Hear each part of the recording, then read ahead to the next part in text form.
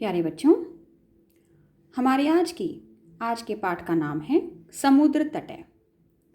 यह हमारा छठा पाठ है। इस पाठ में आपको समुद्र के विषय में बताया गया है। समुद्र तट का अर्थ होता है समुद्र का किनारा।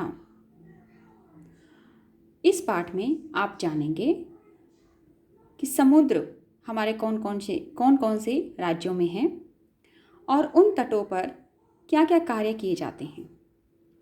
कुछ तट पर विदेशी व्यापार होता है, कुछ तटों पर विदेशी पर्यटक घूमने आते हैं और कुछ पर मत्स्य पालन किया जाता है। मत्स्य पालन के द्वारा लोग अपनी जीविका चलाते हैं, अपने घर का गुजारा करते हैं। तो अब हम अपने पाठ का अध्ययन आरंभ करेंगे।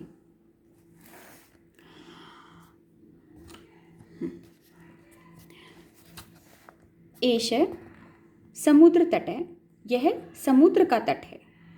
अत्र जना पर्यटनाय आगच्छन्ति, यहाँ पर लोग घूमने के लिए आते हैं। केचन तरंगे क्रीडन्ति, कुछ लोग लहरों से खेलते हैं। केचन च नौका भी जल विहारम कुर्वन्ति, कुछ नावों में जल में सैर करते हैं।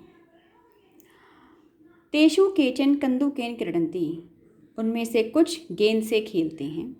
बालिका बालका च बालुका भी बालुका गृहं रचयन्ति, लड़के और लड़कियां। प्यारे बच्चों, यहाँ पर छोटे बच्चों के बारे में बताया गया है। लड़के, लड़कियां और लड़के रेत से बालू का घर बनाते हैं। बालू का घर अर्थात समुद्र की मिट्टी से वह अपना घर बनाते हैं। इसको हम इस प्रकार भी कह सकते हैं कि लड़कियां और लड़के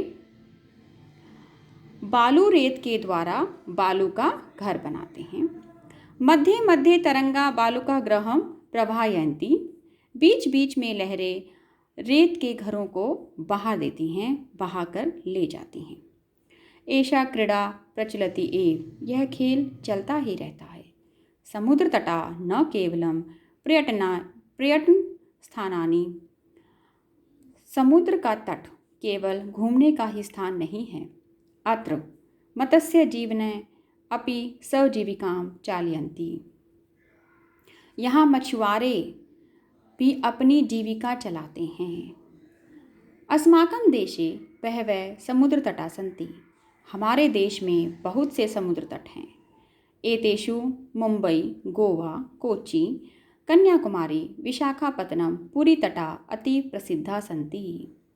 इनमें से मुंबई, गोवा, कोच्चि, कन्याकुमारी, विशाखापट्टनम और पुरी के तट बहुत प्रसिद्ध हैं।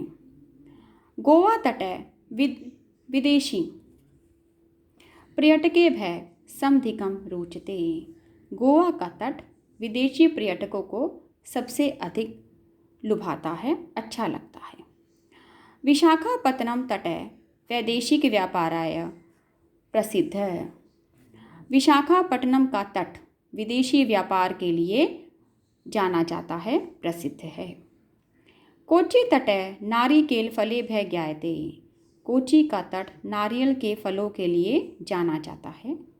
मुंबई नगरस्य जुहू तटे सर्वे जना